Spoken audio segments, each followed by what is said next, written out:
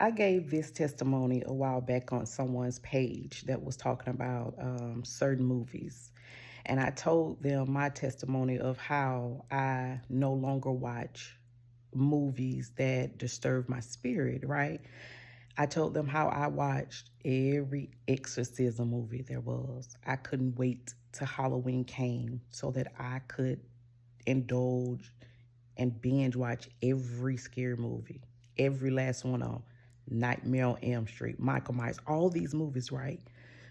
Didn't scare me, had no fear of them, didn't bother me. But because I fed my flesh for so long, it just overpowered everything.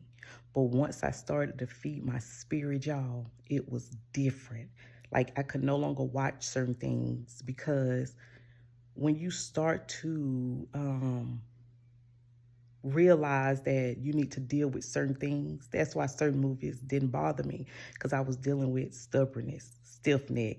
I was dealing with unforgiveness. I was walking in darkness. So the flesh was loving everything I was watching because everything that I was dealing with, it was comfortable.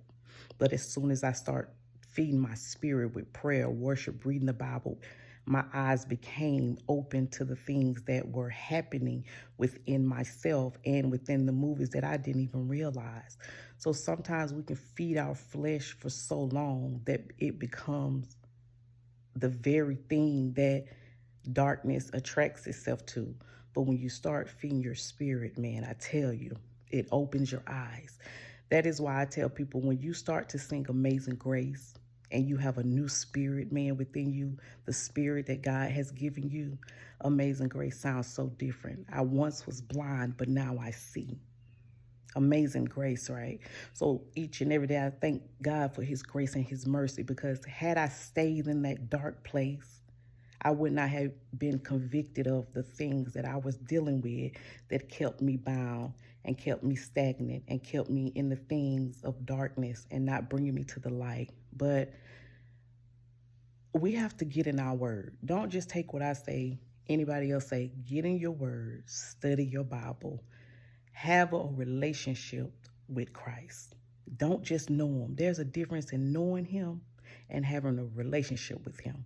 Surrender. Not some things, not most, but all things. Be encouraged, be lifted, and be blessed. And I'm even reminded of Romans 8 and 5 that says, "For they that are after the flesh do mind the things of the flesh, but they that are after the spirit, the things of the spirit."